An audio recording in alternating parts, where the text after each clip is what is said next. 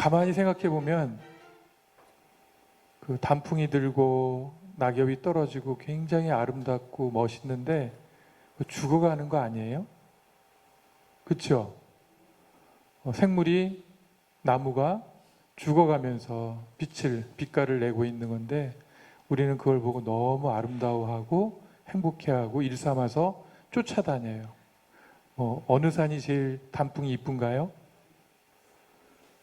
설악산, 또 내장산 이런 데 쫓아다니면서 열심히 이걸 보려고 하는 건데 가만히 보면은 죽어가는 것인데 이렇게 사그러져 가는 것인데 우린 보면서 너무 좋아하고 기뻐하고 행복해하고 더 보고 싶어하고 그러는 것 같습니다. 제가 왜 이 말씀을 드리는지 알겠죠? 이번 달이 무슨 달이에요? 네, 죽음에 대해서 묵상하는 그런 위령성월입니다. 개신교에서는 천국하고 지옥만 있기 때문에 여기 개신교 출신들이 몇 분 계신 것 같아요. 관심법으로 보니까 한 대여섯 분 계신데 거기는 뭐 아니면 도예요, 그죠? 천국 아니면 지옥. 그래서 죽은 사람들을 위해서 특별히 기도하거나 이런 지향이 없는 것 같아요. 근데 우리 아름다운 가톨릭의 전통은 뭐예요? 죽은 사람들과 산 사람이 통교를 하고 있다. 성인들의 통공 그래가지고 통교가 꼬무니카시오 이렇게 그 영어로 얘기하면은 커뮤니케이션이 되고 있다. 그래서 살아있는 사람들이 죽은 이들을 위해서 기도해 주거나 공덕을 쌓으면은 그게 죽은 사람한테 전달이 될 수 있다. 그래서 연미사도 드리고 많이 기도하죠, 그죠? 기일에 이렇게 미사도 드리고 돌아가신 분들을 위해서 많이 우리가 기도를 하고 있습니다. 그리고 그렇게 하기를 권장하고 있습니다. 왜냐하면 영원한 생명에 대한 교리를 믿고 있고 또 연옥에 대한 교리를 우리가 믿고 있기 때문에 연옥에서 단련을 받고 여러분들은 돌아가시면은 바로 천국으로 갈 것 같아요? 어때요? 희망사항은 그건데 현실은 어떨 것 같아요? 자신 있어요, 다? 네. 어떤 목사님은 이제 개신교 사람이니까 천국 아니면 지옥만 있는데 어떤 신부님들하고 대화를 하다가 나는 죽으면 바로 천국으로 가면 좋겠는데 천국으로 가기에는 죄를 좀 많이 진 것 같고 지옥으로 떨어지기엔 너무 억울한 것 같고 그래서 제가 갈 만한 곳은 연옥밖에 없는 것 같아요. 이제 개신교 신자들한테 얘기하면 큰일 나니까 신부님들 앞에서 같이 이렇게 군종 얘기를 하는데 그런 얘기를 했다고 합니다. 그래서 우리도 열심히 살려고 노력은 하지만 분명히 뜻과 의도대로 되지 않고 또 죄를 짓기도 하고 우리 나약함과 불완전성으로 인해서 그렇게 되면은 그걸 어떻게 해야 돼요?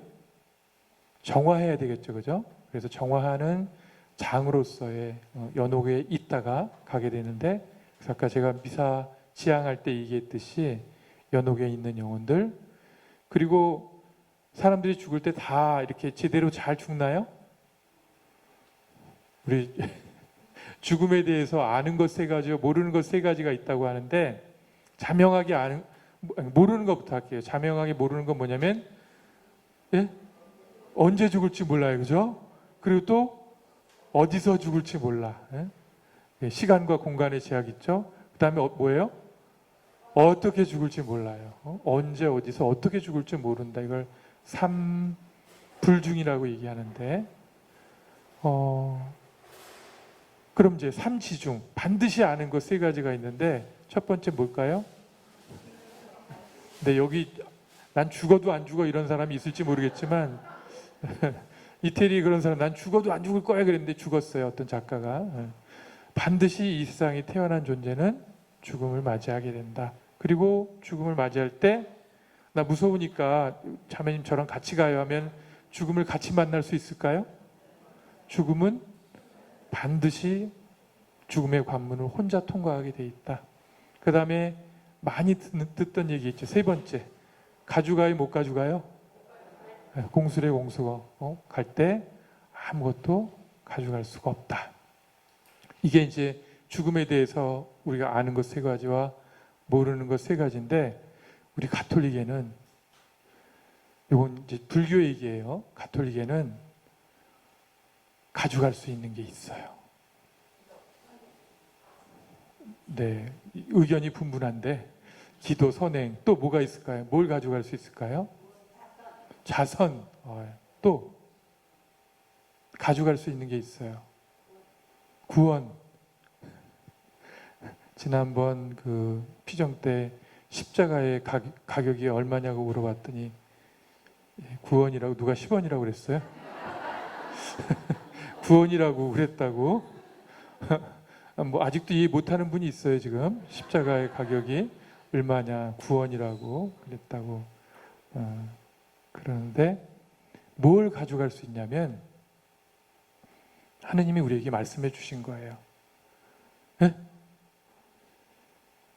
네가 다른 사람들에게 베푼 것을 그대로 하늘나라에서 돌려받을 것이다. 악행을 베푼 사람은 뭐예요? 악에 대한 대가를 받아야 될 것이고, 남들에게 힘들고 어려운 사람들에게 베풀었던 것을 하늘나라에서는 그대로 또 돌려받게 돼 있다. 그래서 안 뺏기겠다고 막 내가 쌓아놓고 모아놓고 했던 거는 어떻게, 결국은 죽을 때 어떻게 돼요? 관에 안 들어가죠, 그죠? 아무것도 못 가져가는데, 다른 사람들에게 베풀었던 것들은 하늘나라에서 고스란히 그대로 받는다라는. 들어보셨어요, 이런 얘기? 안 들어봤어요? 네, 받아들이시면 됩니다. 내가 가져갈 수 있는 건 없는데, 가서 받을 수 있는 건 뭐냐면, 살아있는 동안 힘들고 어려운 사람들에게 베풀었던 것들은 내가 고스란히 그대로 다 받는다. 마테오복음 25장 31절부터인가 나온 최후의 심판이라고 나와 있거든요. 잘 아시죠, 그죠? 언제 많이 이 복음을 읽냐면 장례미사 때 이 복음을 많이 들어요. 영광스럽게 아드님이 오실 때 마치 사람들을 양과 염소로 나누듯이 오른편 왼편으로 나눌 것이다. 그리고 오른편에 있는 사람들에게는 태초부터 준비한 아주 커다란 선물을 받게, 하늘나라에 들어가는 선물을 받게 해줄 것이다. 그러면서 뭐라고 얘기하냐면, 오른편에 있고 하늘나라로 들어가는 사람들에게는 너는 내가 배고팠을 때 먹을 것을 주었고, 목말랐을 때 뭐예요? 마실 것을 주었고, 헐벗었을 때 입을 것을 주었고, 나그네 되었을 때 돌봐주었고, 그 다음에 병들었을 때 돌봐주었고, 또 감옥에 갇혔을 때 찾아와 주었다. 이렇게 얘기를 했어요. 그랬더니 제가 언제 그랬나요? 그랬더니 너희 가운데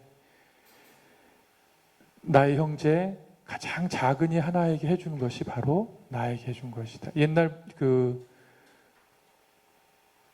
공동 번역으로 얘기하면은 너희 가운데 가장 보잘것없는 사람 한 사람에게 해준 것이 바로 나에게 해준 것이다. 그렇게 베푼 적 있으시죠? 차마 말로 이렇게 공표를 못해도 여기 6가지 중에서 조금 실천하셨죠? 그대로 받을 거예요. 그리고 앞으로도 계속 기회가 있어요, 없어요? 언제까지? 죽을 때까지. 기회는 아직도 많습니다. 하나도 안 했는데 이런 분이 있으면은 지금부터, 그러면서 뭐라고 그러냐면 이게 천국에 들어가는 조건이라는 거예요. 그래서 천국의 열쇠라고 제가 표현하는데, 천국에 들어가려면 이렇게 베풀어야 한다. 힘 있고 멋있고 잘난 사람한테 베푸는 건 뭐예요? 아부죠, 아부. 그러지 말라는 의미에서 재치기가 나왔어요. 네. 힘들고 어렵고 아파하고 괴로워하는 사람에게 베풀 때 진정한 베품이 되는 것이다. 이렇게 보시면 되겠어요.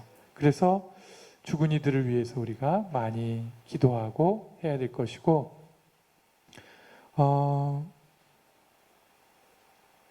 우리도 언젠가는 죽겠죠, 그죠? 네, 죽음은 우리 교리 안에서 영원한 생명으로 들어가는 문이에요. 근데 많이 두려워하지 않나요? 이 정도면 됐으니까 좀 하늘나라로 좀 같이 가실까요? 조금 반응이 좀 이르시는데? 좀 미련이 남아 있어요? 하실 일들이 많이 있나요? 뭐가 이렇게 많이 있어요?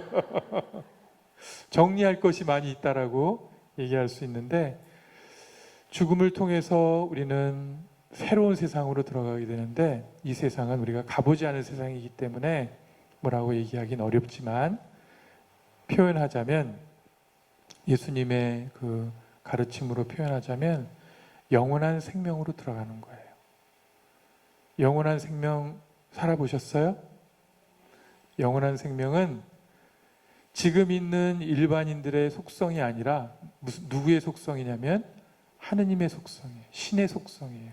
이렇게 속성 그러니까 조금 좀 뭐라 그럴까 딱딱한 말이긴 한데, 인간의 조건이 아니라 신의 조건이란 말이에요. 그 말은 다른 말로 얘기하면은 우리가 죽어서는 어떤 존재가 된다? 네? 신적인 존재가 된다라는 거예요. 그리고 이미 우리들은 얘기하고 있죠. 하느님을 아저씨라고 불러요? 아버지라고 불러요?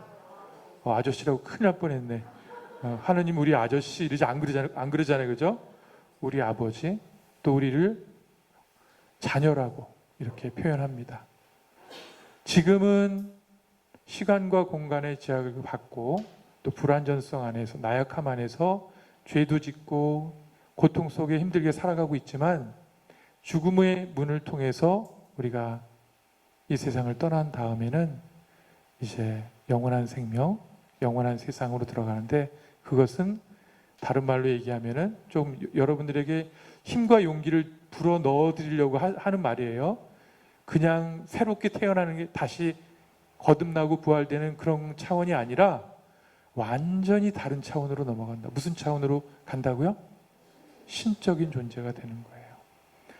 하느님의 육화가 인간이 되심이 인간의 신화를 만들어 주신 거예요. 2000년 전에 예수님께서 세상에 오셨죠, 그죠? 와가지고 왜 왔을까요? 얼마라고 그랬죠? 구원이라고 그랬죠. 네.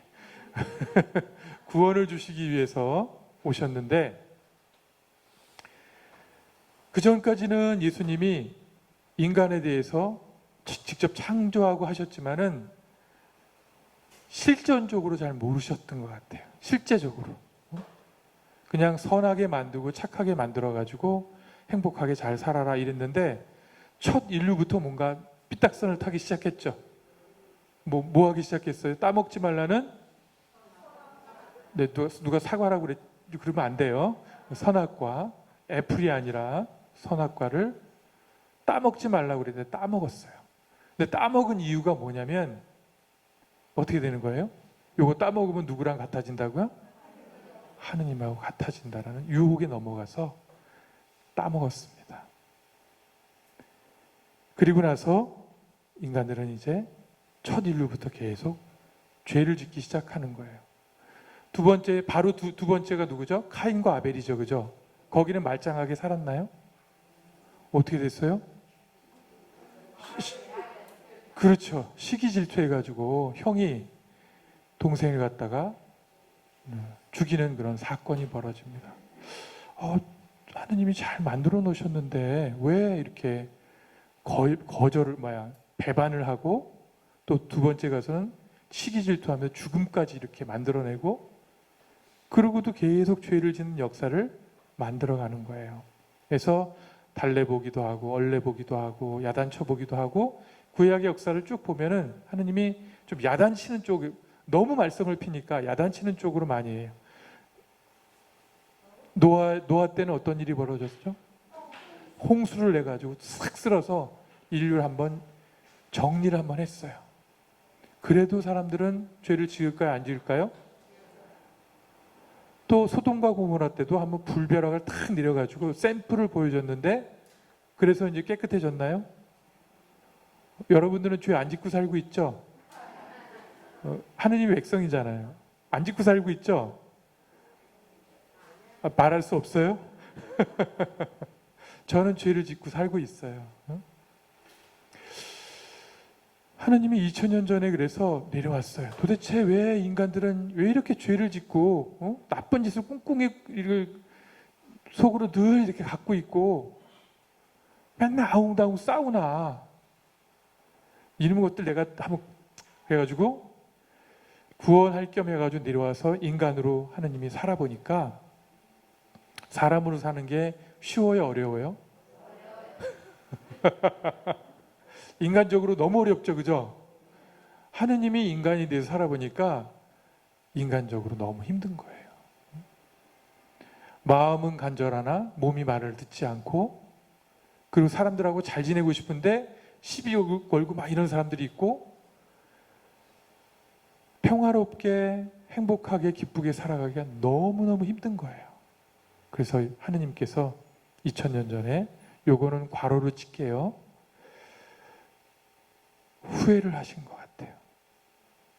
내가 인간을 만들었구나가 후회한 게 아니라 인간을 내가 조금 더 잘 만들었다면 이것들이 이렇게 고생하며 살지 않을 텐데 내가 조금만 더 이렇게 신경 썼으면은 죄가 아니라 영원한 생명 속에 같이 나랑 살았을 텐데 그리고 이 불완전한 죄의 속성은 잘 바뀌지가 않아요. 사람은 언제 바뀔까요? 죽어도 안 바뀌더라고요. 제가 원목 신부 생활을 10년 했는데 돌아가시는 분들 많이 봤는데 안 바뀌고 가시는 분들이 태반이신 것 같아요. 사람은 그래도 변할 때가 있는데 언제 바뀌어요? 네? 몇 대 맞으면 변한다고요? 언제? 죽을 때. 제가 생각하기에 저는 나이가 29인데 제가 생각하기에는 지가 변하고 싶을 때 변하는 것 같아요. 큰 깨달음이 오거나 뭐 각성이 오거나 뭐 계기를 통해서 내가 이렇게 살면 안 되겠다 해가지고 큰 마음을 받고 시도를 할 때 그때 변화가 오기 시작하지 옆에서 누가 뭐 변해라 마라 하면 변해요? 여러분의 배우자는 변했나요? 내가 얘기를 해서? 자녀들이 잘 변하든가요? 내 얘기 듣고? 네. 잔소리하지 말라고 그러죠. 네. 사람들은 다른 사람들의 어떤 얘기나 변화의 노력에 그닥 별로 반응하지 않습니다. 지가 뭔가 깨닫고 했을 때 변화가 오는 것 같아요. 죽음에 대한 얘기를 하면서 여기까지 막 왔는데 아무튼 우리는 산이와 죽은이의 통교를 믿고 있고 그래서 죽은이들을 위해서 기도해 줘야 되고 우리의 나약한 본성, 죄를 짓고 가는 본성을 갖고 있지만 하느님에 대한 믿음으로 이걸 극복해 나가야 된다. 그래서 2000년 전에 예수님이 오셔서 그렇게 깨달으신 다음에 무슨 마음을 잡수셨냐면 사람들을 구원해 줘야 되겠다. 자꾸 구원이 나오네요. 구원해 줘야 되겠다. 그리고 그 구원의 방법은 어떤 방법을 썼냐면 전지전능한 그런 능력이나 이런 방법을 쓰지 않고 사람하고 똑같아지는 그냥 모양만 똑같아지는 것이 아니라 사람의 공통점이 뭘까요? 사람들의 공통점이? 네? 생로병사. 맞습니다. 생로병사. 생로병사, 요거를 다른 말로 얘기하면은, 예? 희노애락이에요? 새로운 학설이 나오는데, 생로병사가 희노애락이다. 희노애락은 감정인데, 제가 생각하기에는 고통이라고 생각합니다. 사람들이 갖고 있는 태어나서 죽을 때까지 누구나 예외 없이 가져야 되는 공통점은 고통인 것 같아요. 예수님이 고통을 선택하신 거예요. 구원의 방법으로. 그래서 죄 없는 분이 고통을 받으시고 이렇게 박해도 받으신 다음에 십자가에 못 박혀서 돌아가시는 거예요. 굉장히 의미가 저는 크다고 생각하는데 진정으로 하느님이 사람과 하나가 되는 작업이 이 고통 안에서 십자가 안에서 이루어진 거예요. 그래서 이제 하느님은 누구보다도 사람에 대해서 잘 알아요. 그 고통을, 아픔을, 그리고 그 뭐라 그럴까요? 낙담을, 어쩔 수 없구나, 이런 한계 상황 같은 것들을 너무나 절절하게 겪으신 거예요. 그리고 난 다음에 이거로 끝나지 않아요. 부활을 하시죠. 며칠 만에?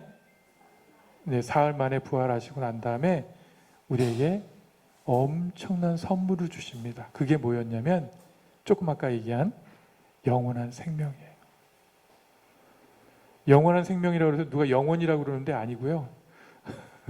무한대로 이어지는 생명이에요. 아까 말했듯이 이거는 사람들은 도저히 가질 수 없는 그러한 조건입니다. 여러분들은 몇 살까지 살 수 있어요? 네? 몰라요. 모르죠. 근데 의술이 발달돼 가지고 한 100살까지는 보통 얘기를 하는 것 같아요. 그죠? 그런데 우리나라 평균 수명이 많이 오르긴 올랐는데 마지막 10년은 대부분 다 병 속에 살아간다. 그래서 어떤 삶의 질이 많이 떨어진다라고 표현하고 있어요. 오래 사는 게 문제가 아니라 유병장수가 아니고 뭐예요? 우리의 바람은 무병장, 될 수 있는 대로 아프지 않고 오랫동안 사는 게 우리의 바람인데, 그래봐야 의술이 좋아야 100년, 하느님 보호하사 110년이에요. 사람들은 다 누구나 죽게 돼 있다. 근데 그런 죽음을 맞이하는 생명이 아니라 하느님이 주신 선물은 이제 한도 끝도 없이 살게 되는 그러한 영원한 생명을 우리에게 하느님이 하늘로 올라가시면서 선물로 내려주셨다. 선물이에요? 지겨워요? 100년 사는 것도 힘든데 뭐 무한대로 살라고? 막 이렇게 부담 갖는 분도 있는데 부활을 하면은 지금 갖고 있는 육체가 아니고 전혀 다른 육체로 부활한다고 예수님께서 말씀해 주셨어요. 장애인들은 어떡합니까? 뭐 이렇게 얘기하는데 전혀 다른 새로운 육신으로 부활을 하게 될 것이다라고 예수님께서 얘기해 주셨습니다. 이런 영원한 생명을 받았고 영원한 생명으로 가기 위해서 살고 있는 우리는 어떻게 살아야 되냐면 더 의미 있게 살아야 되겠다. 이연사는 늘 강조하고 있는 게, 여기 올 때마다 강조하고 있는 게 뭐냐면 하느님 나라에 대한 얘기를 강조하고 있어요. 하느님 나라는 어떨 때 성립이 되냐면 하느님이 함께 하실 때, 하느님의 영향력이 미칠 때 거기가 바로 하느님 나라가 되는 거예요. 그렇죠? 지금 여기 이 자리는 무슨 나라예요? 오, 확신을 해요? 하느님 보여요? 안 보이지만 하느님께서 우리와 함께 하신다라는 믿음이 있어요. 믿음, 그죠? 그리고 이 시간 우리에게 은총을 내려주신다는 믿음도 우리가 갖고 있고요. 그 자리가 바로 하느님 나라입니다. 오늘 좋은 얘기를 듣고 이제 집에 가면은 이제 집에서부터 잘 살 수 있을 것 같죠? 그죠? 새로운 마음을 딱 받고 집에 가가지고 잘 살아야 되겠죠, 그죠? 근데 그렇게 되나요? 수요일날 좋은 말씀 듣고 집에 가가지고 남편하고 또 싸우고 밥 뭐 먹니 막 이거 다투고 맛이 이게 바깥에 나갔다 오더니 음식 맛이 변했다고 막 이러고, 대부분 원래 살던 대로 그냥 산단 말이에요. 여기서 좋은 얘기를 듣고 나가도 그냥 원래 맨키로 돌아간다. 하던 걱정 또 하고 고민 또 하고 이렇게. 그래서 언제 변해야 되고 언제 하느님 나라에 살아야 되냐면 언제 살아야 돼요? 지금이에요, 지금이에요. 그렇죠. 지금, now. 응? 그 다음에 여기서 here and now. 하느님 나라는 어디 있냐면 바로 here and now. 지금 여기 있는 곳이다. 시간과 공간, here and now는 시간, 공간을 얘기하는 건데 언제부터 시작할 것이냐면 지금부터, 이 자리에서부터 시작할 것이다. 일용성어를 맞이해서 죽음은 우리와 늘 가까이 있는 것이고 언제 어디서 어떻게 죽을지 모르는 우리의 삶인데 기왕이면 하느님이 바라시는 삶을 살자. 기쁘고 즐겁게 감사한 마음으로 조금 더 나가서 행복한 마음으로 살아갔으면 좋겠다.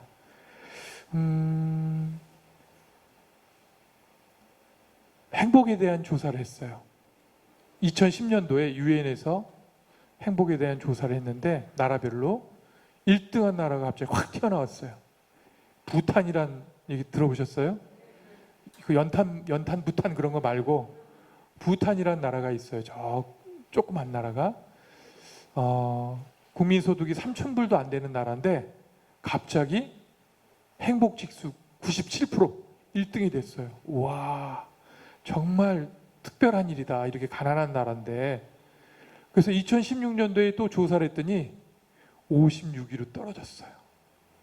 2019년도에 조사를 했더니 어떻게 됐을까요? 95위로 떨어졌어요. 왜 그랬지? 하고 알아봤더니 인터넷이 보급이 되면서 다른 나라랑 지네 나라를 비교한 거예요. 그랬더니 이게 사는 게 아니에요. 행복한 줄 알았는데 너무나 못 살고 먹는 것도 못 먹고 그러니까 행복 지수가 완전히 땅바닥으로 거의 꼴등 쪽으로 내려가게 된 거예요. 그러면 세계 한 10위권의 경제력을 갖고 있는 우리나라는 어떨까? 2023년, 아까 2010년 그랬는데 2023년도 33개국 대상으로 해서 조사를 했습니다. 행복지수를 조사를 했어요. 이렇게 정확한 정보를 갖고 와야죠. 우리나라 몇 등 했을까요? 33개국 중. 네? 어떻게 하셨어요? 보신 거예요? 그냥 때려 맞춘 거예요? 보셨어요? 들었어요? 32위를 했어요. 꼴등 아니야. 좋아할 거 없죠. 거의 꼴등이에요. 폴란드가 33위였고 우리나라가 32위였어요. 자랑스럽게. 어떤 항목이 있었냐면 모든 상황을 고려했을 때 당신은 행복합니까? 이런 질문에 우리 대한민국 사람들은 57%가 행복하다고 그렇다라고 얘기했는데 실은 전 세계 평균이 몇 프로냐면 73%예요. 73%. 근데 우리는 57%만 행복하다라고 얘기했어요.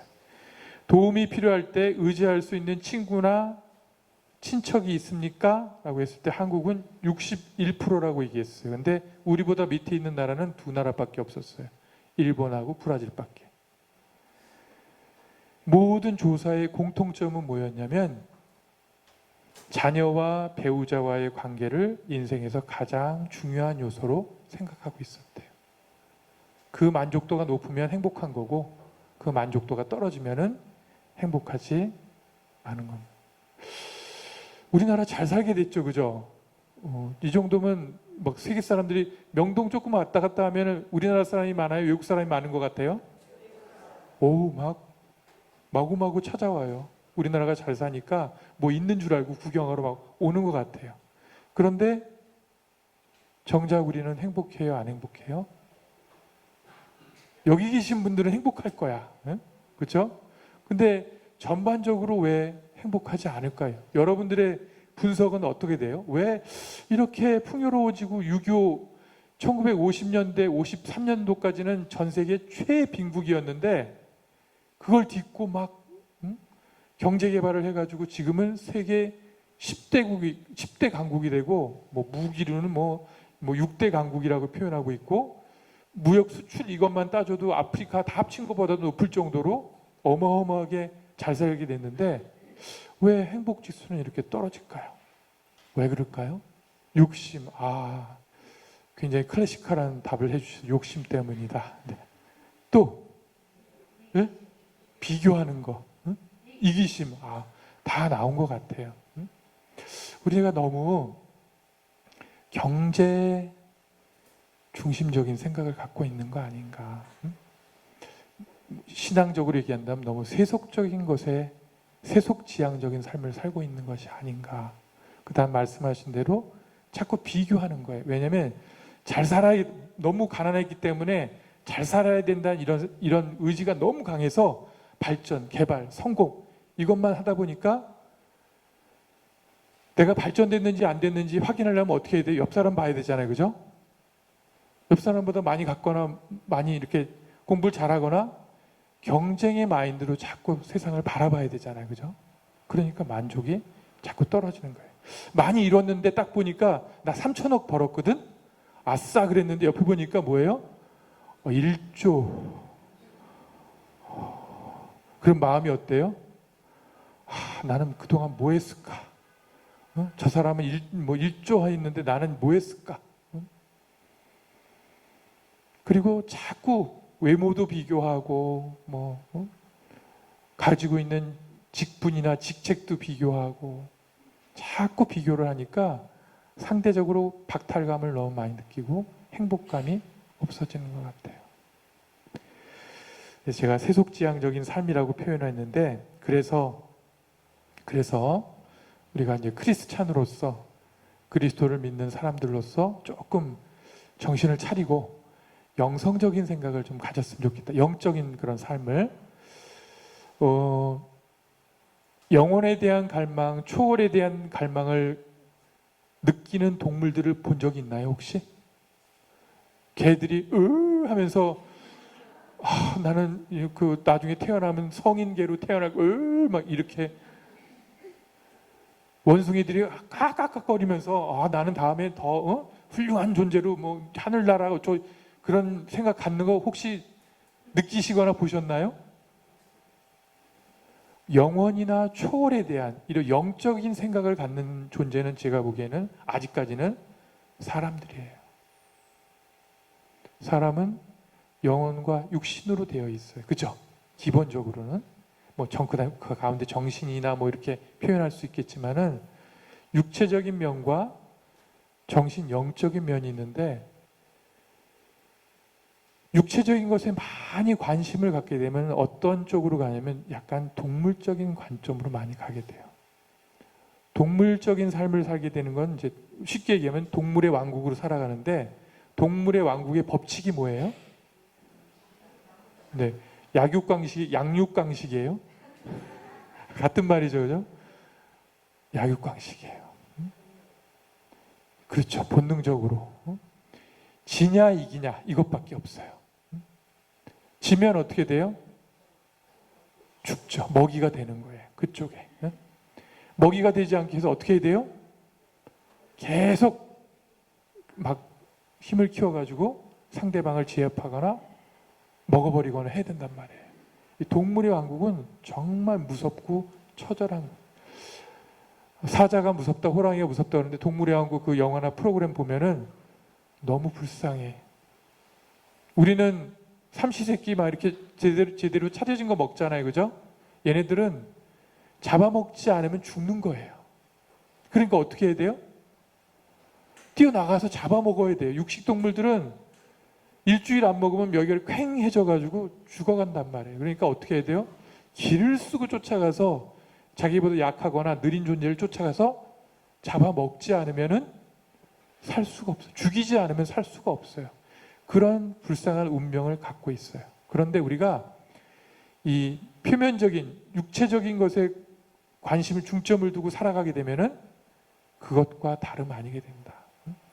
지면 안 되고 이겨야 하고 내가 먹히면 안 되고 먹히지 말아야 되니까 어떻게 해야 돼요? 먹어야 되고 먹기 싫어도 이런 관계가 된다. 그래서 육체 중심으로 이렇게 몸 중심으로 살아가게 되면은 굉장히 고통스럽고 힘들어진다. 근데 우리에게는 또 다른 부분이 뭐가 있어? 영적인 부분이 있잖아요. 그죠? 이 영적인 부분은 좀 너무 이분법적으로 얘기해서 그렇지만은 육체적인 것만으로는 다 채워지지가 않아요. 다른 말로 얘기하면은 영원한 거하고 만나지 않으면 늘 배고픈 상태가 돼요. 그렇죠? 초월을 지향하는 우리의 영혼은 다른 말로 이제 더 성서적인 얘기로 하면은 하느님께서 인간을 만들 때 진흙으로 만든 다음에 어디다 뭘 불어넣었다고 그러던데? 똥꼬에다가? 어디다가요? 코에다가 숨이라 루아흐라고 하는 하느님의 영, 숨을 후 하고 불어넣는데 이것은 하느님의 영적인 그런 거예요. 이 육체적인 흙하고는 전혀 비교가 될 수 없는 영원성이 우리 안에 들어온 거예요. 그래서 이 영혼은 영원한 것과 접촉하거나 만나지 않으면 늘 배가 고파요. 그래서 우리가 마음속으로 자꾸 기도해야 되는데 나 이렇게 살면 안 되는데 하면서 하느님을 찾고 점집에 찾아가고 막 사주팔자를 보고 이런 게 영적인 이 배고픔 허전함 때문에 자꾸 글로 가는 거란 말이에요. 그래서 암만 배부르고 저 오늘 라면 먹고 왔는데 기분이 되게 좋았는데 배부르면 그냥 아무 문제 없나요? 조금 있으면 온갖 또 해야 될 일 근심 걱정들이 막 밀려온단 말이에요. 그것만으로는 육체적으로 채워지는 것만으로는 안 된다. 우리는 영원한 것과 맞닿아야 한다. 근데 이 영원한 것이 우리가 자명하게 아는 건 뭐냐면 하느님이란 말이에요. 하느님과 만나고 맞닿지 않으면 우리는 늘 그래서 어떤 사람은 속이 허전하고 공허한 거예요. 그러니까 집에 가서 자꾸 먹을 걸 찾고 먹어. 살은 쪄. 그런데 이 공허함이 채워지지가 않는 거예요. 그거는 영적인 갈망이다.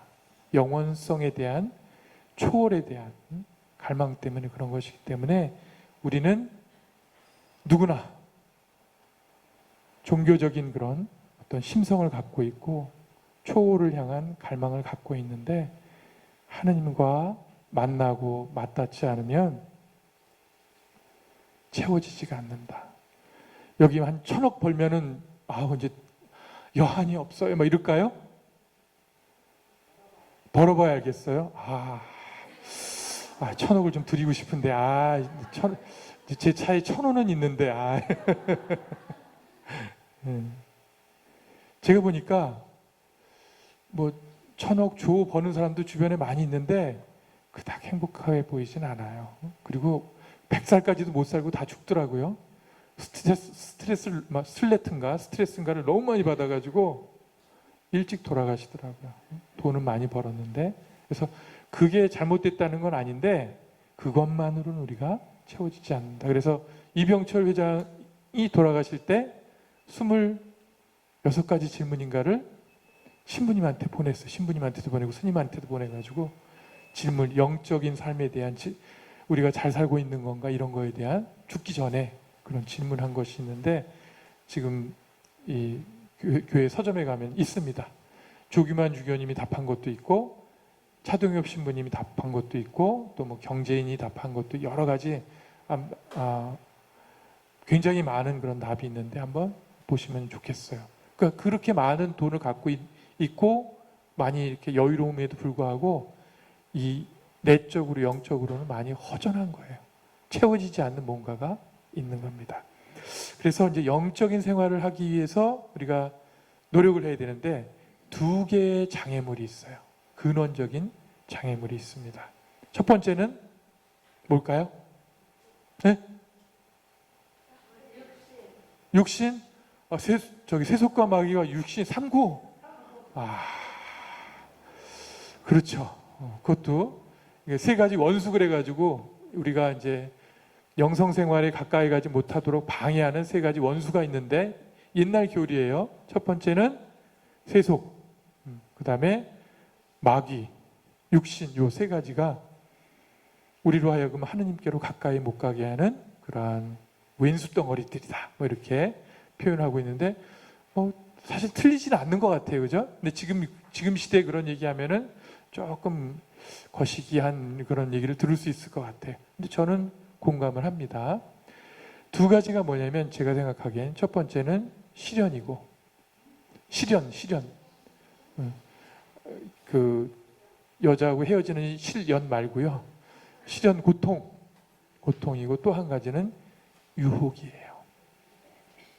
우리가 영적인 생활을 잘 하는데 방해가 되는 두 가지를 친다면 제가 보기에는 시련과 유혹이다.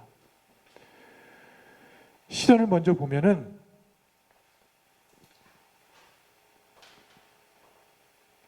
첫 번째 시련을 고통이라고 본다면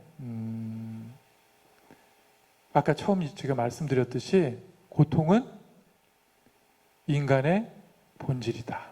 그죠? 여러분만 힘들까요? 저도 힘들까요? 혼자 사는 인간이 뭐가 힘들다고 저래? 뭐 그럴지 모르겠지만 저도 힘들 건 힘들어요. 기쁘게 살려고 노력을 하지만 마음속으로 막 그냥 의미 없는 그냥 근심 걱정이 막 왔다 가고 오늘 강의 준비하는데 밤 새시죠 그냥. 뭔 얘기를 해야 되나 그리고 여기서 가정성에서 왜 강의를 자주 해가지고 말이야. 자꾸 소재가 떨어지고 있는데 쓸데없는 걱정이죠, 그죠? 이렇게 와서 하면 되는데 막 누구나 다 고통을 받고 살아가고 있다. 왜 나만 갖고 그래 이런 얘기 많이 들어보셨죠? 어디서 뉴스 같은 데서 나만 갖고 그런 게 아니라 사람들은 누구나가 다 예외 없이 고통을 받고 살아간다. 언제까지? 뭐 악담하는 거 아니죠? 네, 그게 인간의 조건이에요. 두 번째는 그럼 이 고통은 왜 있을까? 성화와 성숙을 위해서 단련과 담금질을 하는 도구로서 요소로서의 고통이 있다고 봅니다. 하느님께 나가기 위해서 하느님께 나가는 발전을 우리는 성화라고 그러죠, 그죠? 거룩하게 되는 거. 세상에서의 발전을 뭐라고 그래요? 성장, 성숙이라고 표현하죠, 그죠? 인격적으로도 훌륭해지는 거. 근데 그러기 위해서 우리가 시련과 역경과 고통을 당하지 않으면 절대로 우리가 단단해지거나 성숙해질 수가 없는 것 같아요. 맞나요? 네. 시련과 고통은 우리를 더 단단하게 해주고 성숙하게 해주고 아이에서 어른으로 만들어준다. 아이와 어른의 차이점은 뭐예요? 아이들은 하고 싶은 대로 하고 하기 싫은 거 안 하고 하고 난 거에 대해서 책임을 안 져도 돼요. 근데 어른은 하기 싫어도 뭐예요? 할 건 해야 되고 하고 싶어도 하지 말아야 될 건 하지 않아야 되고 결과적으로 나타나는 거에 대해서 어떻게 해야 돼요? 책임을 져야 돼요. 이게 어른이에요. 어른과 아이의 차이점이 뭐냐? 책임을 지느냐 안 지느냐. 우리 어른들 중에서 책임 안 지는 사람들 많죠. 이런 사람들은 아직 어른이 되지 않은 상태다. 철이 안 들었고 성장하지 않은 상태다. 성숙하지 않은 상태다. 이렇게 보시면 되겠습니다. 세 번째는 뭐냐면 시련의 이유 세 번째, 우리가 선택한 죄의 결과다. 개인이 선택할 수도 있고 공동체가 선택할 수도 있고 그렇게 해서 죄를 지어서 받게 되는 대가이기도 하고 죄의 과정이기도 하고 그래서 우리가 고통을 받을 수 있다. 네 번째는 이도 저도 잘 모르겠다. 교회에서 모르겠다 그러면 멋있는 말로 어떻게 표현해요? 신비다. 고통은 신비다. 우리가 다 헤아려서 이해되거나 알 수가 없다. 신비에 대한 얘기 많이 말씀드렸는데 신비에 대한 이해 들으셨죠? 기억나시죠? 고마워요. 늘 잊어버려가지고 늘 들을 때마다 새로워. 고마워요. 신학교 때 어떤 친구가 둘이 있었는데 하나는 범생이라고 그러죠. 맨날 고개도 이렇게 돼 있어요. 공부만 하고 다니고 기도만 하고 다니고 이랬는 친구가 있는데, 우리 이제 4학년 때 군대 갔다 왔는데, 대학 졸업하고 4학년 군대 갔다 왔는데 갑자기 그만뒀어요. 저런 사람이야말로 신부가 돼야 되는데 생각했는데 딱 복학을 안 해버린 거예요. 근데 또 어떤 친구가 있는데 전문 용어로 별명이 날라리예요. 하지 말라는 거 다 하고, 신학교 때 컨닝하다 걸리면 바로 퇴학이거든요. 근데 귀신같이 컨닝을 해요. 이렇게 공부는 전혀 못하는데 컨닝은 잘해. 그래가지고 눈이 막 이렇게 해가지고 페이퍼 해가지고 뭐 막 감춰가지고. 그리고 우리 신학교는 기숙사 생활을 하기 때문에, 이 신학교 가보신 분도 계시죠? 이 해화동 성문 안에 있어요. 낙산 성문 안에 있어서 수의실 문을 막아놓으면 나갈 데가 없어요. 그런데 그 높은 4m, 5m 되는 그 성 위를 넘어가지고, 왜? 주님을 모시겠다고. 여기서 이 주님은 다른 주님이에요. 잘 알아들으셔야 돼요. 그 주님을 그 간절히 원하는 마음으로 넘어가가지고 바로 나가면 삼성교 시장이거든요. 시장에 가가지고 주님을 영접한 다음에 놀라운 힘으로 그 성벽을 기어 올라와가지고 침실에서 자는 거예요. 또 몰라. 근데 아는 친구들은 다 또 갔다 왔구나 이 자식은 뭐 이렇게 다 알아요. 그런데 어느 날 보니까 이제 우리 신학교 교육이 7년이니까 7년 다 받고 어느 날 사제서품을 받는데 이렇게 눕잖아요. 앞에 누워가지고 오소서 성령이여 이러고 하잖아요. 그죠? 다 끝나고 나서 서품 받고 나서 제 입방에 딱 들어갔는데 그 친구가 다 거룩하게 서 있는 거예요. 그래서 우리들은 그 친구를 보면 뭐라 그래요? 신앙의 신비다. 우리 생각에 이런 친구는 안 돼야 되는데, 그러면 지금 서품 받은 지 30년이 지났는데 아직도 신부 생활 잘하고 있단 말이에요. 그러니까 알 수 없다. 신앙의 신비다. 이제 신비에 대해서 이해를 잘 하셨죠? 알 수가 없다. 우리 머리로는 헤아릴 길이 없다. 하느님의 섭리 이런 것들을. 그래서 고통은 보편적인 것인데 정말 우리가 헤아릴 길이 없다. 왜 질문하는데 답 똑부러지게 답 받은 사람이 있으면 나와보라 그래요. 예전에 김수환 추기경님 계실 때 추천했던 책이 뭐냐면 고통은 왜, 이런 책이 있었어요. 읽어보셨는지 모르지만 저는 고통은 왜 해봐야 답이 별로 신통한 답이 안 나와요. 그래서 방향을 어떻게 바꿔야 되냐면, 그러면 고통은 어떻게 헤쳐나가야 될 것인가, 이런 거에 대한 답을 찾으려고 우리가 노력을 해요. 원인을 아마 찾아봐야 알아도 아무 답이 안 돼요. 고통이 있을 때 내가 어떻게 이걸 풀어나가야 할 것인가, 어떻게 살아나가야 될 것인가, 이거에 대한 답을 우리가 알도록 노력해야 되겠다. 시련은 누구나 다 거쳐야 되는 과정이다. 걸림돌이 아니라 뭐라고요? 그렇죠. 아유, 말씀도 잘하시네. 디딤돌. 그래서 옛날 성인들은 고통은 맞닥뜨리고 유혹은 피하라 그랬는데, 우리는 대부분 어떻게 거꾸로 하지 않아요? 유혹은 하고 맞닥뜨리고, 시련은 대부분 다 피하려고 하는데, 시련은 시작은 창대해 보이지만 끝은 미소하고, 유혹은 거꾸로 해요. 시작은 미소해 보이지만 끝이 창대해지는 게 유혹입니다. 유혹에는 항상 꿀이 발라져 있어요. 먹음직스럽고 괜찮아 보이고 내가 다 감당할 수 있을 것처럼 보이는데, 딱 한 발을 들어두는 순간 어떻게 돼요? 끈끈이 주걱이 되는 거예요. 벗어나려고 하면 할수록 양쪽 손, 양쪽 발 다 붙어가지고 쭉쭉 빠져들어가게 되는 그런 것과 같다. 유혹에 대해서 말씀드리고 싶은데, 예수님의 유혹을 한번 생각해 보면 좋을 것 같아요. 예수님께서 광야로 나가기 전에, 광야가 아니라 이제 공생활을 하시기 전에 어디로 갔어요? 광야로 가셨죠. 그죠? 누구에 의해서? 마귀에 의해서? 성령께서 이끌어줘요. 성령께서 예수님을 광야로 이끌어가지고 광야 생활을 40일 동안 하게 하셨어요. 피정을 한 거죠. 그때 단식까지 아무것도 안 먹었어요. 40일 동안 굶주렸으니까 어때요? 몹시 배가 고팠겠죠. 마르코 복음에는 그냥 예수님께서 광야에 가서 사탄의 유혹을 받으셨다. 그렇지만 천사가 돌봐주셨. 이렇게 간단하게 나와 있어요. 그런데 루카하고 마테오 복음에는 굉장히 상세하게 나와 있습니다. 그리고 순서도 바뀌어 있어요. 첫 번째 유혹이 뭐예요? 40일 동안 굶었던 예수님에게 뭐라고 얘기합니까? 당신이 하느님의 사람이라는 걸 잘 알고 있는데 배고프지 않소? 그러니까 이 돌을 갖다가 뭐로 만들어요? 빵으로 만들어요. 40일 동안 굶은 사람에게 제일 필요한 게 뭐였을까요? 말한 대로 지금 먹을 거잖아요. 그죠? 먹을 거.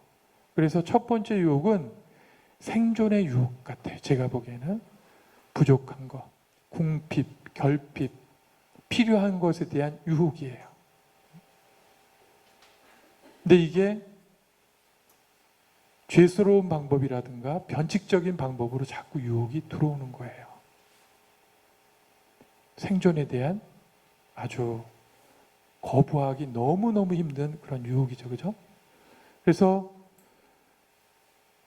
마테오 복음에는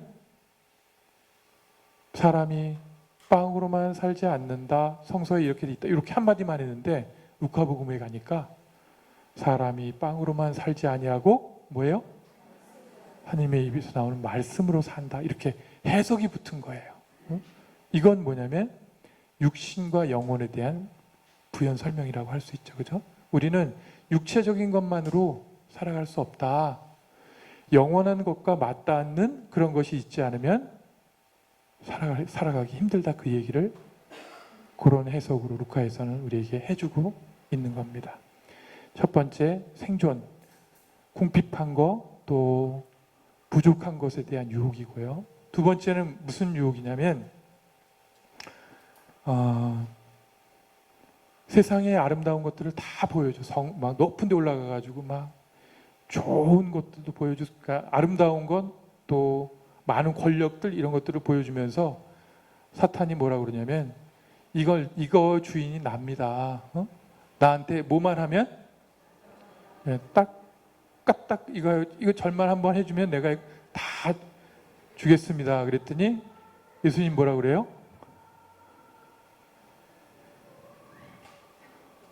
물러가라 그래. 물러가라 잡기야 이래요? 물리쳐버리죠. 물리쳐버리고 마귀의 유혹에 넘어가지 않는데 이 두 번째 유혹은 제가 보기에는 사람의 첫 번째 성서에 나왔던 첫 번째 유혹에 일치되는 겁니다. 뭐냐면 절대 권력에 대한 통제하고 싶고 지배하고 싶고 다 갖고 싶어하는 인간의 첫째가 되고 싶은 그런 욕망. 제 표현으로 해도 될까요? 세상에서 제일 가입된 신도수가 제일 많은 종교가 뭐라고 그랬어요? 네? 개신교요? 아니죠. 무슨 종교일까요? 나잘란교라고. 네? 누가 남묘호랑객교라고 그래요? 나잘란교라고 들어보셨어요? 나잘란교. 내가 최고라고 생각하는 그런 종교, 나잘란교. 여기에 우리 신부님들, 수녀님들 대부분 다 가입돼 있고요. 또 지도자급에 속하는 사람들은 예외 없이 다 가입이 돼 있고 많은 사람들이 이 나잘란교에 입교를 많이 하고 있는 상태입니다. 그래서 종교적으로는 이슬람교가 제일 인구가 많지만 실제로 추종하고 따르는 제가 생각하는 제일 큰 종교는 나잘란교다. 그래서 이 두 번째 유혹은 절대 권력. 우리 절대 반지 그런 거 들어보셨죠? 반지의 제왕에서 누구나도 예외 없이 추구하는 거예요. 집에서 부인하고 남편하고 있을 때 누가 이겨야 돼요? 무조건 내가 이겨야 되죠, 그죠? 내가 원하는 대로 해야 되죠. 그죠? 이거는 어디서도 빠지지 않는 유혹이에요. 최고가 되고 지배하고 통제하고 내가 원하는 대로 해야 되는 이런 위치에 올라가려고 하는 거. 정말 달콤한 유혹입니다. 그래서 첫 인류가 죄를 지은 거예요. 하느님처럼 되겠다고. 우리 안에도 그런 유혹들이 상당히 많이 있어요. 세 번째 유혹은 뭐냐면 높은 데서 올려놓고 뛰어내려오라 보라 그러죠. 뛰어내리면 천사들이 당신을 이렇게 받아줄 거예요. 이렇게 얘기했죠. 그죠? 그랬더니 또 막 사탄을 물리치면서 하느님을 시험하지 말라고 이렇게 얘기를 합니다. 결정적으로 우리가 힘든 건 뭐냐면 하느님에 대한 하느님의 계신가? 하느님이 계신데 왜 이렇게 세상은 불의하고 세상은 이렇게 선한 것 같지 않고 남은 잘 되는데 나는 안 되고 도대체 하느님이 계시다면 어떻게 이럴 수가 있지? 그런 생각 한 번이라도 안 해보셨나요? 네, 여러 번 해봤죠. 네, 그래서 하느님에 대한 의심, 내 이런 하느님이라면 난 안 믿어 하고 하는 하느님에 대한 불신, 이런 것들 유혹인 것 같아요. 제가 생각하기에는. 그러면 하느님을 안 믿으면 어디로 가요 이제? 저기 이제 과학이라고 밝히는 저 사주팔자로 가야 되고 전보로 가야 되고 여기저기 이제 하느님 아닌 것에 의탁을 하려고 자꾸 가죠. 사람한테 멋있고 근사한 사람한테 의지하고 돈 많은 사람한테 의지하고 직책이 높은 사람한테 의지하고 집에 가면 어때요? 공허해요. 뭔가 내가 잘 살고 있는 건가? 근데 왜 이렇게 잘 살았다고 생각했는데 왜 이렇게 마음은 늘 허전하지? 외롭고 쓸쓸하고 공허하고 왜 이러지? 하느님이 빠져있기 때문에. 되돌아온 악령 이야기 아시죠? 되돌아온 악령. 어떤 악령이 한 사람 안에 있었는데 굉장히 상태가 안 좋죠? 근데 어느 날 바깥으로 물 없는 사막으로 나갔어요. 아싸! 그래가지고 이 사람이 그때부터 이제 마귀가 없으니까 살 것 같다 하면서 스스로가 굉장히 막 깨끗하게 노력을 하고 이제 도도 닦고 막 이렇게 기도도 하고 수련도 하고 하면서 자기의 몸과 마음을 튼튼하게 만든 거예요. 근데 바깥에 나갔다가 딱 와보니까 이 사람 상태가 너무 마음이 깨끗하고 좋은 거예요. 그러니까 에이 깨끗한 것 하고 그냥 갔을까요? 나가서 더 흉악한 7마귀까지 데려와가지고 이 사람의 처지는 그전보다 훨씬 더 처참해지고 비참해지고. 이게 성경 내용이에요. 한 7, 8줄 되는 내용인데 이게 무슨 뜻일까요? 왜 이렇게 되돌아온 악령 얘기를 갖다 써놨을까? 내가 아무리 혼자 노력을 하고 도를 닦고 뭐 단전호흡을 하고 뭐 어쩌고 저쩌고 명상을 하고 그래도 내 안에 하느님이 안 계시면 분명히 이 세상에 나보다 센, 전문용어 써도 되죠? 센 놈이 있어요 없어요? 나를 유혹하고 나를 협박하는 무서운 놈들이 있어요 없어요? 딱 왔는데 나보다 더 센 자가 나타나가지고 나를 협박하거나 공격하거나 제압하면은 당할 수밖에 없다라는 거예요. 영적으로 하느님이 내 삶의 중심이 되고 주인이 되지 않으면 우리는 영적으로 비참하게 될 수밖에 없다. 공허하게 되고 외롭고 허전한 마음, 막 혼돈 상태가 되는 거예요. 카오스라고 그러죠. 그래서 막 어디 가서 이걸 채워야 되지? 막 사람한테 가고 뭐 상담도 받아보고 뭐 고해성사도 일주일에 2-3번씩 받고 막 하느님 없이 그냥 채우려고만, 뭔가 채우려고 하는 거예요. 하느님이 내 삶의 중심이 돼야지 이것이 해결이 될 수가 있다. 그래서 2가지 걸림돌에 대한 얘기를 말씀을 드렸는데, 시련을 어떻게 하라고요? 누가 물리치라고 그랬어요? 시련은 받아들이고 절대로 우리 곁을 떠나지 않아요. 이 시련. 암만 내가 밀쳐내고 포기하고 어쩌고 저쩌고 해도 이 시련은 절대로 나에게서 벗어나지 않습니다. 그래서 어떻게 해야 돼요? 받아들여야 돼요. 반항하다 받아들일까요? 그냥 기쁘게 받아들일까요? 제가 강요를 하고 있는데 우리에게 다가온 시련은 없어지지 않습니다. 그냥 받아들여야 돼요. 그래야지 우리 마음에 평화가 오기 시작합니다. 누구나가 다 문제를 갖고 있는데 문제를 해결하는 방법이 있어요. 뭘까요? 여러분들 문제 있을 때 여러분들이 다 이겨냈었죠, 그동안에.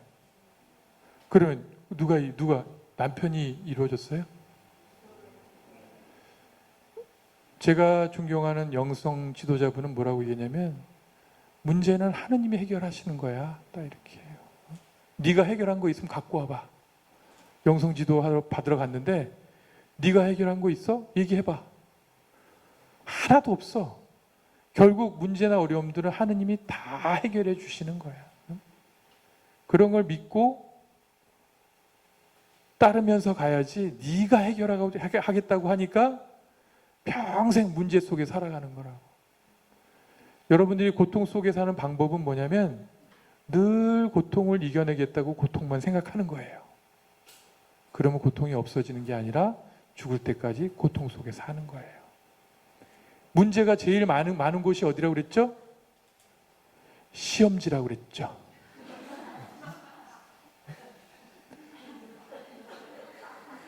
너무 문제를 해결하겠다고 문제만 생각하고 문제만 바라보고 있으면은 해결이 되는 게 아니라 그냥 문제 속에 사는 거예요. 해결은 하느님이 해주시는 거예요. 그래서 영적인 표현을 한다면 빛이 오는데 빛이 나를 비치고 있는데 빛을 바라보고 가야지 깨끗하게 살겠다고 내 뒤에 있는 그림자를 없애겠다고 그림자를 없애기 위해서 어떻게 해야 돼요? 몸을 오그려야 되겠죠? 없어져요? 절대로 안 없어져요. 죽을 때까지 그림자는 우리가 갖고 가야 돼요. 그림자를 바라보고 살 것인가 아니면은 빛을 향해서 갈 것인가. 우리는 살아있는 동안 완전하거나 완벽해지지 않습니다. 그 누구도. 신부님, 제가 사랑하는 사람을 모욕하지 마세요. 그분은 훌륭하시고 완전한 분이에요. 어린 반푼어치도 없는 소리예요. 사람은 다 거기에요. 하느님이 딱 바라보시기에 다 전문용어 써도 되죠? 도찐 개찐이에요. 우리가 얼마나 하느님 안에 있느냐 없느냐가 우리 삶이 행복하냐 행복하지 않냐를 결정합니다. 아니, 그런 것 같지 않아요, 신부님? 뭔가 내가 바라고 원하는 걸 이루고 나가면 정말 행복할 것 같아요. 땡. 욕구는 모두 충족될 수 없습니다. 여러분들이 바라고 원하는 것들 있죠, 그죠? 왜 고통스럽냐? 욕구가 충족이 안 되니까 고통스럽죠, 그죠? 바라는 걸 이룰 수가 없으니까. 욕구를 충족하면서 행복해지는 것이 아니라 충족도 하려고 노력하지만 진짜 행복은 하느님 안에 있을 때, 하느님과 함께 할 때 우리가 행복해진다는 겁니다. 그리고 또 한 가지 알고 계신 거 말씀드리면 세상은 절대로 공평하지 않아요. 아니, 어떻게 이렇게 불공평해? 하느님이 만드신 세상인데 어떻게 이렇게 불공평할 수 있어? 세상은 불공평해요. 그게 이 세상의 조건이에요. 하느님이 일부러 막 나쁘게 만든 게 아니라 사람들이 만들어 놓은 제도와 그 안에서 세상은 불공평합니다. 인간은 평등하게 살아야 되겠죠, 그죠? 평등한가요? 역사적으로 평등이 존재했던 시기가 있을까 생각해 보면 평등 비스무리하게 살고 있긴 있지만 완전히 평등한가? 그렇지 않은 것 같아요. 우리나라 사람들은 외국 사람 차별 잘 안 하죠, 그죠? 인종차별 안 하죠? 해요? 맞아요. 동남아시아에서 오거나 저 조선족 일하는 사람들, 제가 이제 복지관에 있을 때 우리나라 청년들 내지는 북한 이탈 주민 청년들 취직을 위해서 이렇게 중소기업을 만나보는데 그 사장들이, 중소기업에 있는 사장님들이 하는 말이 뭐냐면, 힘든 일들은 다 외국인들이 해요. 이 사람들 없으면 우리 경제 안 돌아갑니다. 근데 약간 모르는 청년들은 외국인들이 와가지고 우리 일까지 다 뺏어 한다고. 그런가요? 힘든 일들은 다 그 사람들이 하고 월급도 조금 받으면서 하고 있고, 우리들은 더 많이 공부하고 스펙 많이 쌓아가지고 더 월급 많이 주는 거, 대우 좋은 곳으로 가고 싶어 해요. 뺏는 거 아니에요. 현실적으로 그런 일들이 벌어지고 있다.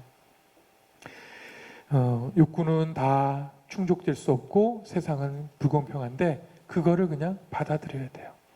어떻게 성직자들이 저렇게 싸울 수 있지? 고집을 피우지? 이렇게 이상한 생각을 할 수 있지? 그럴 수 있어요? 없어요? 그렇구나. 그냥 받아들이면 돼요. 저 사람은 인격이 좀 모자라는구나. 비판하지 말고 그냥 하고 받아들이면 되는 거예요. 그렇구나. 그것 때문에 흥분하고 하면은 나의 혈압만 올라가요. 그래서 그런 것에 막 저거하지 말고 현실을 있는 그대로 받아들이고 하느님 안에서 우리가 행복하게 살아가는 법을 이제 마무리를 짓도록 하겠습니다. 우리는 날마다 은총 속에 살고 있다. 그래요, 안 그래요? 아닌데요, 신부님. 저는 금총인데요. 뭐 이렇게 너무 기뻐서 그런 분도 있을지 모르겠지만 우리들은 날마다 하느님의 보호하심과 이끄심 안에 느껴지든 느껴지지 않든 간에 하느님 나라에 하느님의 은총 속에 살고 있습니다. 현재는 뭐예요? 하느님이 주신 선물이에요. 영어로 프레젠트라고 그러죠? 또 다른 번역이 뭐예요? 현재는 다른 말로 하면 또 선물이에요. 하느님이 우리에게 주신 선물이. 근데 과거지향적인 사람은 이 좋은 백지를 받아놓고도 여기다 다 과거의 상처, 뭐 아픔, 트라우마 이거로 다 가득 또 채워요. 그리고 힘들어 죽겠대. 하느님은 어디 계시냐고 그러고 나는 왜 이렇게 저주받은 인생을 살고, 날마다 새로운 인생이 주어지고 있는데도, 시간이 주어지고 있는데도 계속 자기는 저주받았다고 그러고 하느님 사랑을 못 받고 있다라고 그러고 사람들이 나만 미워한다고 그래요. 그렇잖아요.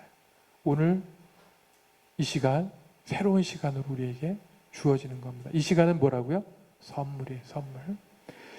두 번째, 이게 좀 너무 추상적인 얘기인 것 같지만 구체적으로 얘기한다면 하느님은 성사를 통해서 우리를 치유해주고 자유를 주시고 은총을 주십니다. 우리 두 가지 성사 제가 권해드릴게요. 미사. 뭐예요? 성체성사죠. 그죠? 예수님의 몸을 내가 모시는, 일치가 되는 거예요. 예수님의 몸이 이렇게 딱 들어가면 내 몸에 암을 일으킬까요? 염증을 일으킬까요? 우리가 하느님이라고 믿고 있는 분을 우리가 모셨는데 당연히 이 안에 와서 우리를 치유시켜 준단 말이에요. 우리가 알지 못하는 암이나 염증이나 이런 것들도 치유해 주시고 그 다음에 우리의 마음을 평화롭게 해주시고, 하느님은 우리가 행복해지기를 바라는 거예요. 너 맛 좀 봐라 이런 마음 갖고 계시지 않아요. 성체를 모심으로 인해서 하느님과 일치가 되면서 우리는 많은 은총을 받을 수 있다. 살아갈 힘을 얻을 수 있고 용기와 지혜를 얻을 수 있다. 누가 주는 거예요? 제가 주는 거예요? 하느님이. 우리를 위해서 목숨까지 바쳤던 하느님이 은총을 주신다라는 거. 그 다음에 두 번째 성사는 뭐냐면, 제가 어디 근무하게요? 네, 고해소에서 근무하고 있습니다. 그래서 고해성사를 보시라고 제가 권해드리고 싶어요. 첫 번째 고해성사의 은총은 뭐냐면 용서를 받아요. 마음의 자유를 얻게 됩니다. 두 번째, 치유가 돼요. 치유. 죄를 용서받고 마음의 치유가 된다면 세 번째 뭐냐면, 성사가 뜻이 무슨 뜻이에요? 은총을 받는 통로란 말이에요. 고해성사를 받으면은 나도 모르게 하느님으로부터 은총을 받게 되는 거예요. 나에게 꼭 필요한 은총을 받는 거예요. 어떤 사람은 와가지고, 신부님 저는요 매일 똑같은 죄를 고백해서 고해성사 보고 싶지 않아요. 여러분들도 좋은 말 할 때 솔직히 얘기하면은 늘 비슷한 죄 고백하죠. 관심법으로 보면 다 알아요. 날마다 새로운 죄를 고백하는 사람은 없어요. 늘 똑같은 죄라 하더라도 와서 고백을 해야 돼요. 근데 문제는 뭐냐면 하루에 한 번씩, 이틀에 한 번씩 와서 고백성사 보면 이거는 고해성사 아니에요. 환자예요. 세심증 환자고 강박증 환자인 거예요. 그래서 권해드리고 싶은 건 뭐냐면 한 달에 한 번 정도씩 와서 성사를 보는 거. 요게 영성생활에 도움이 많이 됩니다. 정말 큰 죄를 저질렀다. 그럴 때는 뭐 일주일에 한 번이라도 와서 해도 되지만 한 달에 한 번씩 영혼을 정화하고 죄 지은 걸 깨끗하게 하는, 그래서 죄를 고백하고 은총을 받고 치유를 받는 거를 권해드리고 싶어요. 옛날에 칼 구스타프 융이라고 정신분석 학자가 있었는데 그 사람이 개신교 일반 사람들하고 천주교 신자의 차이점이 뭐냐면 천주교 신자들이 정신병자들이 좀 덜 있더라. 왜 그럴까요? 고해성사에 와가지고 속에 있는 얘기를 하는 거예요. 자기 죄 고백하라 했더니 남의 죄를 막 갖다 고백하고, 죄만 고백하고 나가면 되는데 얼마나 하소연을 하고 막 풀어내는지, 여기 고해선인데요. 네 알아요. 하지만 하면서 또 막 또 할 얘기 또 하고 다 풀고 나가는 거예요. 그러니까 스트레스가 좀 덜어지는 거예요. 그러니까 정신적으로 훨씬 더 괜찮은 거죠. 고해소에 와서 그렇게 하라는 건 아니에요. 고해소에 와서는 남의 죄 고백하지 말고 자기 죄만 고백하고 사죄경 받고 은총을 많이 받으면, 보석과 함께 은총을 많이 받으시면 됩니다. 두 가지 성사, 성체성사하고 고해성사가 우리의 은총 생활하는데 어마어마하게 큰 도움이 된다는 걸 말씀드리고 싶고요. 그 다음에 우리는 늘 살던 대로 살아요. 그래서 매일 미사를 권해드리고 싶은데 매일 미사를 드리지 않는다 하더라도 그날 복음과 독서를 묵상하는 거예요. 방법은 첫 번째, 오늘 복음과 독서에서 나타나는 하느님은 어떤 분인가? 날마다 다른 분이잖아요. 어떨 땐 기적 일으키고 어떨 때는 말씀을 그런 게 있죠. 그죠? 오늘 복음의 하느님은 어떤 분인가? 두 번째, 오늘 복음 독서를 통해서 나에게 무슨 말씀을 해주시는가? 이걸 찾는 거예요. 그러면 말씀이 그냥 글자 말씀이 아니라 살아있는 말씀으로 아침 미사를 드리면 그날 하루를 시작할 길을 알려주시고, 저녁에 미사를 드리면 하루를 딱 정리해주는 말씀을 나에게 딱 해주셔요. 알겠죠? 그래서 미사 안에서 아니면 혹은 그냥 복음 묵상을 하면서 그날 내가 깨달은 하느님 그리고 나에게 주는 메시지, 이거를 찾도록 하는 게 영성생활하는 데 많이 도움이 됩니다. 그 다음에 제가 늘 강조하는 건 뭐냐면 생각과 말과 행동인데, 생각이 우리들의 삶을 주관합니다. 여기 지금 머릿속에 이제 빨리 미사 끝나고 집에 가면 저녁 해 먹어야 되는데 오늘은 고등어 구이를 좀 해 먹을까? 그렇게 생각했다면 나가서 갈치를 사요? 고등어를 사요? 머릿속에 생각한 것이 현실로 갑니다. 아침에 오늘은 피정 가가지고 좀 은혜로운 시간을 갖고 저녁 땐 친구 만나야지 이렇게 계획하고 나왔으면은 그대로 해요? 안 해요?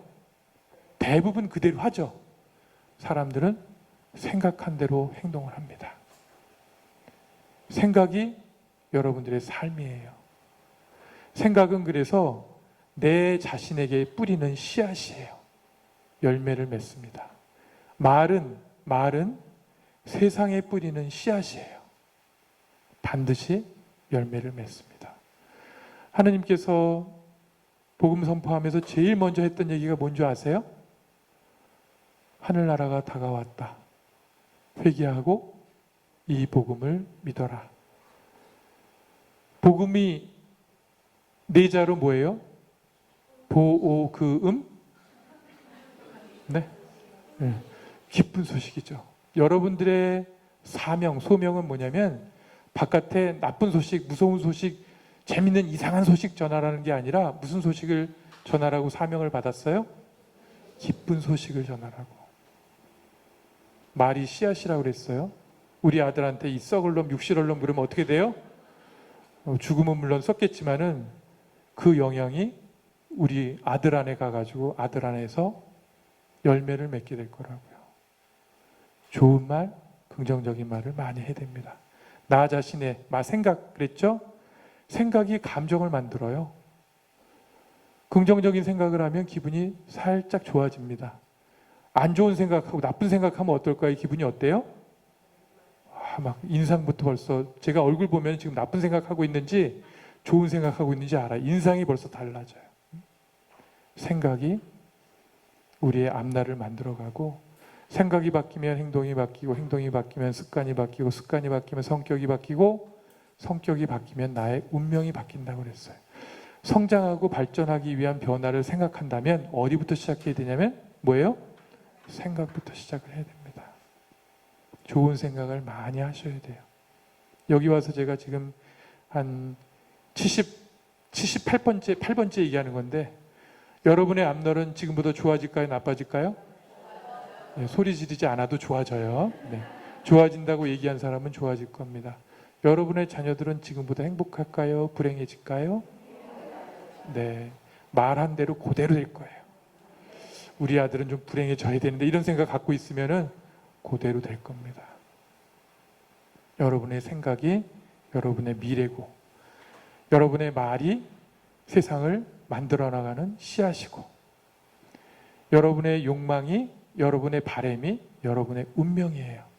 내가 원하고 바라는 것이 나도 모르게 자꾸 생각과 말과 행동이 그쪽으로 가게 돼서 현실이 됩니다. 좋은 생각, 좋은 말, 긍정적인 행동, 베푸는 행동을 하시기를 바라요. 그리고 오늘 마지막으로 위령성월이니까 우리만 잘 사는 것이 아니라 누굴 위해서 기도해 달라고요? 죽은 영혼들, 특히 내가 모르는 사람들은 말고 아는 사람들 중에 뭐 불쌍하게 돌아가신 분도 있고 안타깝게 가신 분도 있고 잘 간 분도 있지만은 내가 아는 돌아가신 영혼들을 위해서 특별히 기도해 주는 시간을 가졌으면 좋겠습니다. 그리고 우리는 어둠을 향해 가지 말고 어떻게 하라고요? 빛이 누구예요? 누가 저라고 그랬어요? 하느님을 향해서 우리는 빛의 자녀들이에요. 그래서 빛으로 초대받았고 그런 부르심을 받은 거예요. 그래서 걱정하지 마시고 Don't be afraid. 두려워하지 마라. 걱정하지 마라. 내가 믿는 대로 될 것이다. 긍정적인 믿음을 갖고 하루하루 지내면 하느님 나라 안에서 우리가 몸과 마음 둘 다 챙길 수 있는 영성적인 영적인 삶을 살아갈 수 있을 것 같습니다. 잠깐 말씀 묵상하는 시간 갖겠습니다.